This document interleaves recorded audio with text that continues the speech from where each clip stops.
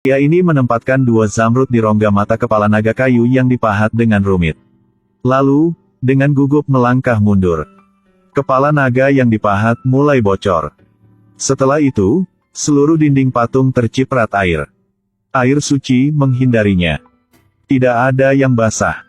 Tetesan air jatuh ke tanah, membentuk peta. Lampu kuning menunjukkan jalan kepada mereka adalah jalan menuju desa Tapla yang legendaris. Tidak hanya punya binatang purba. Bahwa orang-orang di desa ini semua diberkati dengan kekuatan mistik oleh naga ilahi. Setelah mengetahui lokasi desa Menara La, Fan Fu mengungkapkan niatnya kepada putra dan putrinya. Dia ingin menghancurkan desa Tapla karena dia selalu mendengar bisikan istrinya yang sudah meninggal. Mengatakan bahwa jiwanya dipenjara oleh klan di sebuah gua di desa Tapla. Menunggu dia datang membebaskannya. Sang Chi bilang ayahnya gila.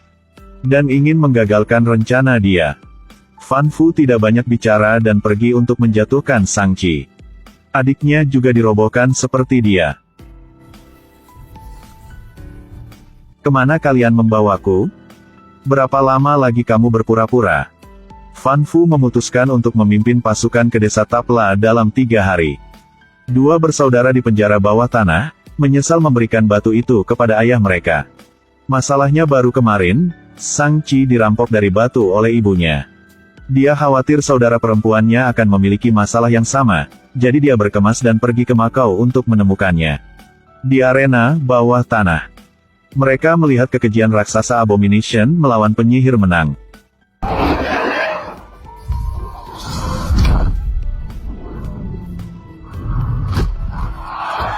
Meskipun dia belum pernah melihat pertarungan seperti itu. Tetapi untuk menemukan saudara perempuannya, dia memutuskan untuk mengikuti pertandingan. Tanpa diduga, lawannya adalah saudara perempuan yang belum pernah dilihatnya selama beberapa dekade. Adiknya membencinya karena tidak mengucapkan selamat tinggal. Jadi dia pergi tanpa belas kasihan.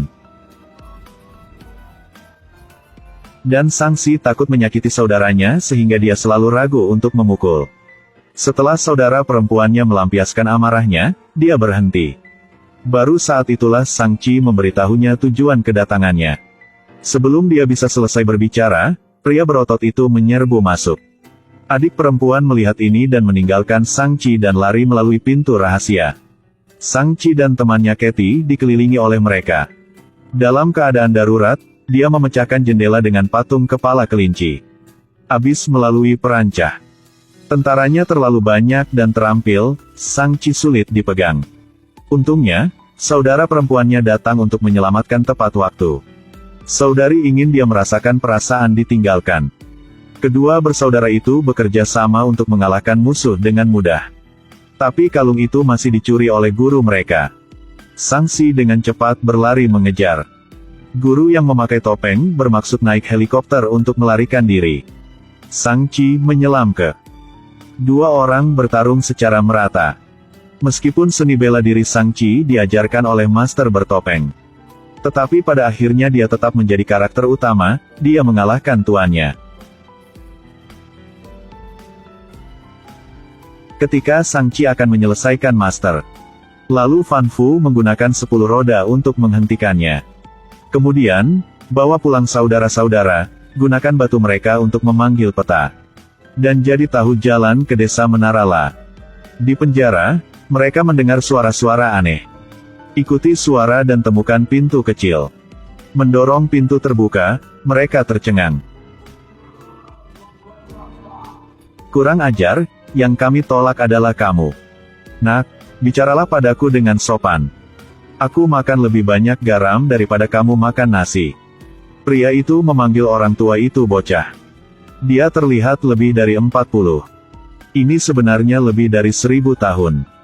Rahasia umur panjangnya adalah 10 roda yang dia gunakan.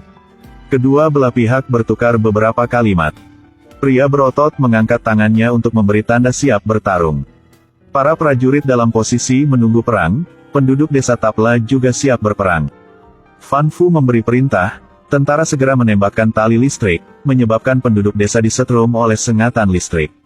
Orang tua itu meneriakkan perintah untuk bergegas, kedua belah pihak bergegas ke pertempuran jarak dekat, pemandangan menjadi kacau. Sang Qi bertarung dengan tongkat besi merah. Adik perempuan Halin menggunakan bola petir yang kuat. Hancurkan tentara dengan lembut.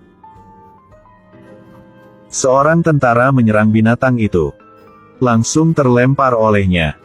Annam memukul prajurit itu dengan tongkat dan mengirimnya terbang ke Fan Fu. Dua orang saling memandang menantang. Kemudian, Master bertopeng datang untuk menyerang. Dua orang terlibat perkelahian. Fan Fu memunggungi gunung di belakang. Setelah Sang Qi mengalahkan para prajurit, dia melihat Fan Fu menuju gua dan berlari mengejarnya. Para prajurit dan pria berotot itu datang untuk menghentikannya satu persatu.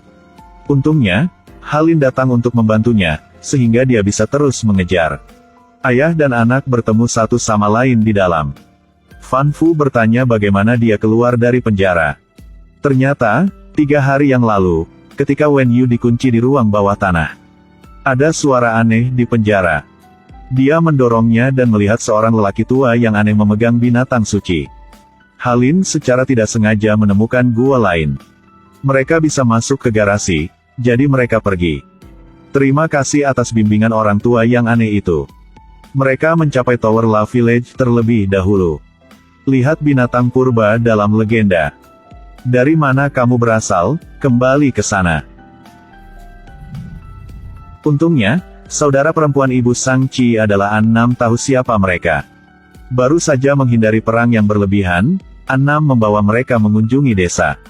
Bahkan mengajar seni bela diri Sang Qi, memberitahunya rahasia desa ini. Danau ini memiliki naga ajaib di bawahnya. Naga dewa ini memberi mereka kekuatan. Gunung di belakang disegel dengan monster. 1000 tahun ini, selalu membuat orang terpesona untuk melepaskannya. Jadi ayah Fan Fu punya Sang Qi. Selalu mendengar panggilan istri. Sebenarnya diciptakan oleh monster. Mendengarkan apa yang dikatakan Sang Qi, Fan Fu masih terobsesi dengan ketidakbahagiaan. Sangat percaya bahwa istrinya ada di balik gunung itu.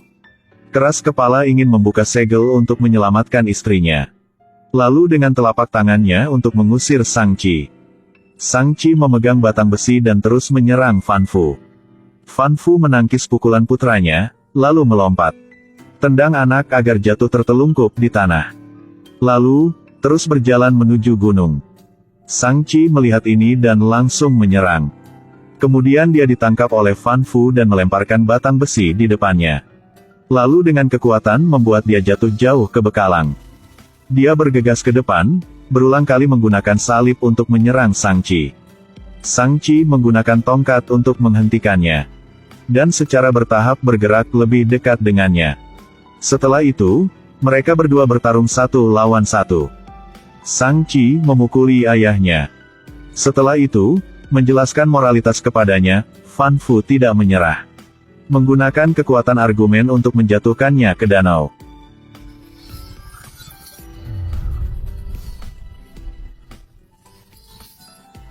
Sekarang tidak ada yang menghentikan Fan Fu, iblis yang dapat menghancurkan dunia akan segera dibebaskan.